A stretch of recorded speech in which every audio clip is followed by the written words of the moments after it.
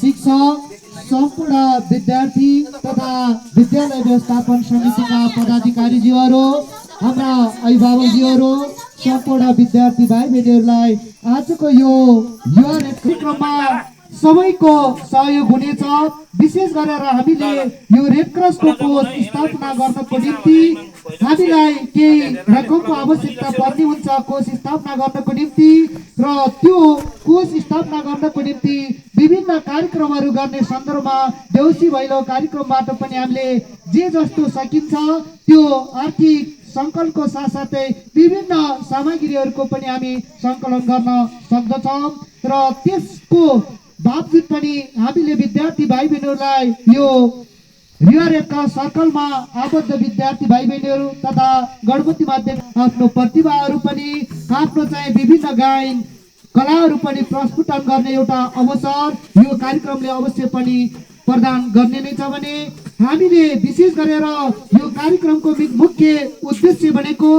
हामीले रेड क्रसको कोष स्थापना चाहिँ गर्न गइराखेका छौँ वा रेड क्रसको चाहिँ कोष स्थापनार्थको निम्ति हामीले जे जति आर्थिक सहयोग सङ्कलन गर्दछौँ त्यस पश्चात हामीले त्यो रेड क्रसले कोष स्थापना गरिसकेपछि आपद विपदमा परेका व्यक्तिहरूलाई यो कोषबाट हामीले चाहिँ सहयोग गर्नेछौँ, र हामीले विगतका वर्षहरूमा पनि हामीले यो रेड क्रसको माध्यमबाट चाहिँ हामीले आगो पीडितमा परेका दुखीहरूलाई सहयोग गरेका छौँ। त्यस्तै गरेर मृगौला पीडित तथा क्यान्सरका विभिन्न घातक रोगहरू लागेका व्यक्तिहरूलाई पनि धेरै थोरै हामीले सहयोग चाहिँ गरेका छौँ। यो रेड क्रसको मार्फत हामीले सहयोगका कार्यक्रमहरू यसरी सञ्चालन गरिरहेका ग्रसित भएका व्यक्तिहरूलाई पनि सहयोग गर्नुपर्छ। हामीले यो रेड क्रसको मर्म भनेको नै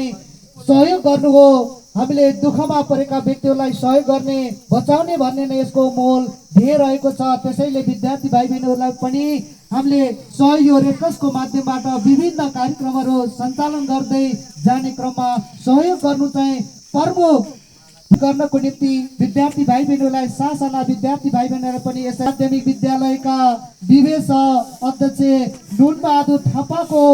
हामीले निवासबाट आज हामी यो देउसी भैलो कार्यक्रमको शुभारम्भ गर्न गइराखेका छौँ। तसर्थ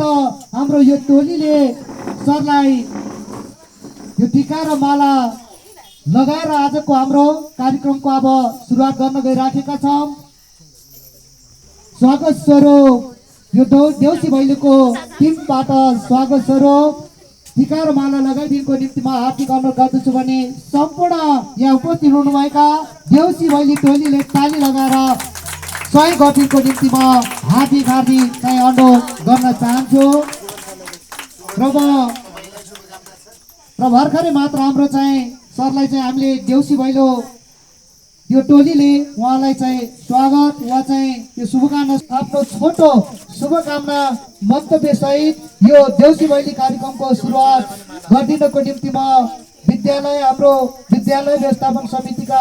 अध्यक्ष तथा पूर्वला गाउँपालिकाका अध्यक्ष नुनबहादुर थापा सरलाई म हार्दिक अनुरोध गर्दछु भने म जीवन थापा सरलाई पनि अगाडि आएर यो टिका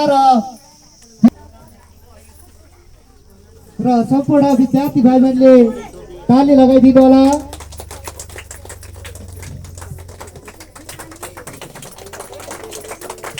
जोडले ताली लगाइदिनु होला। धेरै धेरै धन्यवाद छ भने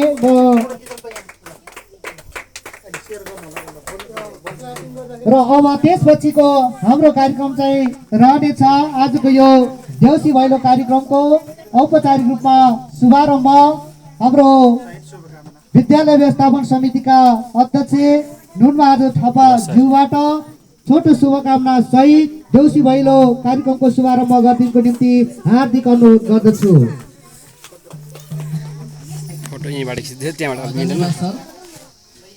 यो देउसी भैलो कार्यक्रम हामीले गर्दैछौँ। यो कार्यक्रम यो टिममा महत्त्वपूर्ण भूमिका निर्वाह गर्नुभएका हाम्रा यस गणपति माध्यमिक विद्यालयका प्रज्यू समितिका सदस्यज्यूहरू, शिक्षक सर म्याम मिसहरू, त्यसै गरी सम्पूर्ण उपस्थित विद्यार्थी भाइ बहिनीहरू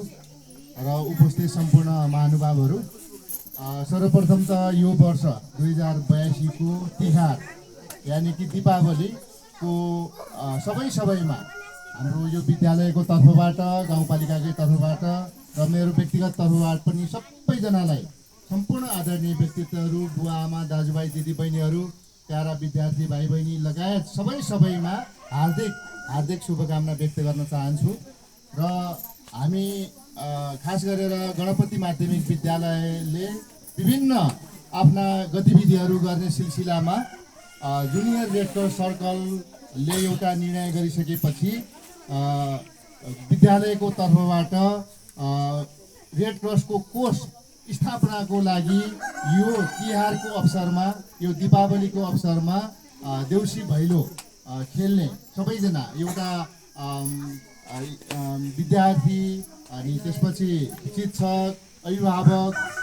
व्यवस्थापन समितिका सदस्य सबै मिलेर यो एउटा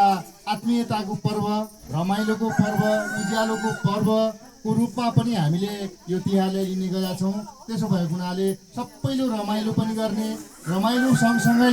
यो चाहिँ केही कोष स्थापनाको लागि सहयोग पनि जुटाउने गरी यो देउसी भैलोको एउटा कार्यक्रम गणपति माध्यमिक विद्यालयको तर्फबाट आयोजना गरिएको छ। पक्कै पनि यो चाहिँ देउसी भैलो कार्यक्रमको माध्यमबाट हामीले सानो भए पनि एउटा कोष स्थापना गर्ने आर्थिक रूपमा होइन विभिन्न विपदमा परेका हामीलाई हाम्रा यो सेरोफेरोका नागरिकहरूलाई विपदमा परेको बेलामा समस्यामा परेको बेलामा सानो सहयोग भए पनि उपलब्ध गर्ने गरी एकातिर त्यो कोष स्थापना गर्ने हो भने यसको उद्देश्य सँगसँगै यो चाहिँ पर्वको अवसरमा विभिन्न समुदायका विभिन्न मानिसहरूसँग भेटघाट गर्ने रमाइलो गर्ने अनि विद्यालयभित्र रहेका शिक्षक विद्यार्थी अभिभावक बिचको जुन सुमधुर सम्बन्ध हो त्यसलाई अझ राम्रो बनाउने प्रगाढ बनाउने ताकि यो विद्यालयमा एउटा शैक्षिक गुणस्तर शैक्षिक उपलब्ध भन्ने मैले शुभकामना व्यक्त गर्न चाहन्छु। र यो देउसी भैलोको सिलसिलामा हामी अत्यन्तै सभ्य भव्य रूपमा हामीलाई चाहिँ विद्यार्थी उदाहरणको रूपमा हामीले चाहिँ पक्कै पनि प्रस्तुत गर्नेछौँ भन्ने मैले सम्पूर्ण हाम्रा आदरणीय शिक्षक साथीहरू र प्यारा विद्यार्थी भाइहरूलाई यो चाहिँ सुझावको रूपमा पनि मैले भन्न चाहन्छु। र अन्तमा फेरि पनि एकपटक यो दीपावलीको यो एउटा उज्यालो झिलिमिली गर्ने चाड हो, रमाउने चाड हो, रमाइलो गर्ने चाड हो, मिठो बनाएर खाने चाड हो। तर यो खानपान खाँदै गर्दाखेरि आफ्नो स्वास्थ्य चाहे सानो हाम्रो चाहिँ नानी बाबुहरू किन नहुन् चाहे अनि वयस्कहरू किन नहुन् युवाहरू किन नहुन् यो खानपानले हाम्रो शरीरमा पार्ने असरलाई पनि देउसी भैलो कार्यक्रम पनि अब मेरो घरबाट यहाँले शुभारम्भ गर्ने जुन एउटा चाहिँ अवसर हामीलाई पनि ठुलो अवसर प्राप्त हामीलाई भएको छ। यसको लागि विद्यालयका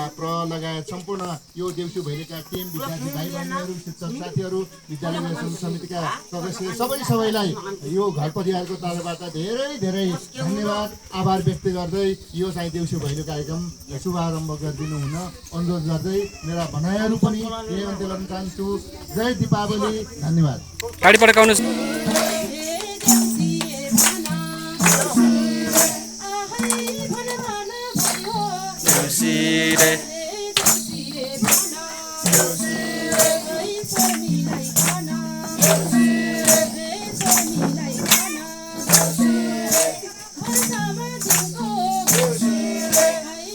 सबैले भन्नु सबैले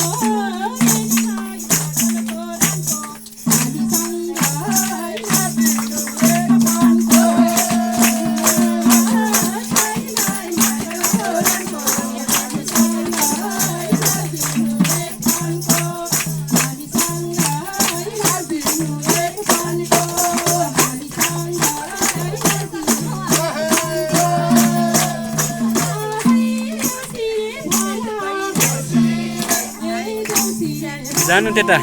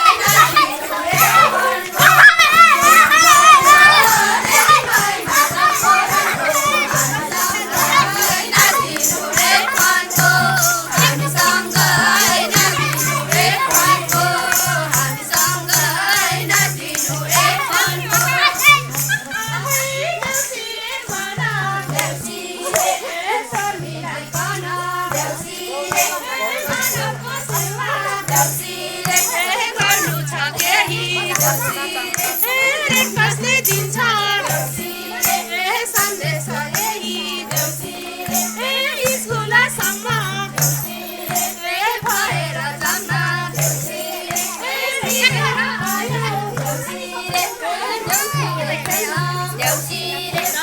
देवराज